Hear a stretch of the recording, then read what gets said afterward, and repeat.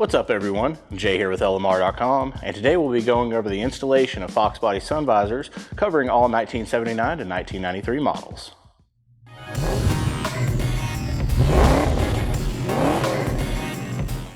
One of the worst things to have happen while driving your car can be the sun visor not staying in place when you need it to. This can blind you and cause an unsafe driving condition, so we here at LMR have you covered. These visors will be offered in many different color options, materials such as cloth and vinyl, and we offer fitment options for all coupe, hatch, and convertible models.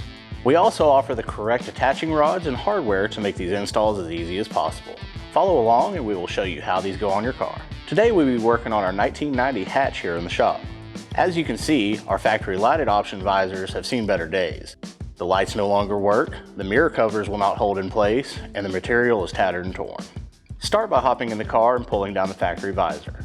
Using a Phillips head screwdriver, locate both the attaching screws on the rod base and remove these from the car. If equipped, disconnect the electrical connection for the factory lighted mirror. We opted to replace the rod and visor at the same time. You are able to remove the factory rod and reuse this if you want, but since ours was lighted, we did not want to have to omit the factory harness. Moving to a clean work surface, take the new visor and locate the end where the rod will be installed. These are not pre-cut, so you will need to make a small slit for the rod to be inserted into through the fabric. Remove the rod from the package and clean any residue off with a clean rag and a little brake clean. When inserting the new rod, do not use any grease or lubricants on the rod. This can cause the new visor not to hold in place as it is intended. Take your time here. This is a very tight fit, and I found rotating the rod while pushing it in worked best. This process can be time consuming, so do not get frustrated here. Once you have this fully seated, you can start to install this one back on the car. If you do have a factory lighted option like we did, you will need to tuck your factory harness up into the headliner area. Start off by making sure that your rod base is in place and double check your visor to clip placement.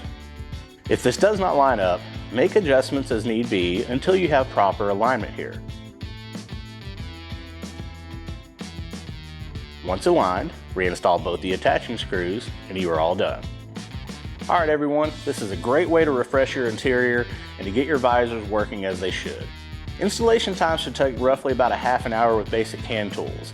As I mentioned earlier, do not get frustrated with the installation of the rod on the new visors. This was honestly the hardest part and took the most time. These were meant to be very tight fit overall so that you do not have any flop on the new visors. Well, I hope this video has helped you out. If so, make sure to give us a thumbs up. Subscribe to our channel if you have not already, and turn on notifications to keep you up to date with any new Fox Body parts or info we release. As always, please make sure to keep it here with the real Mustang enthusiasts at LMR.com.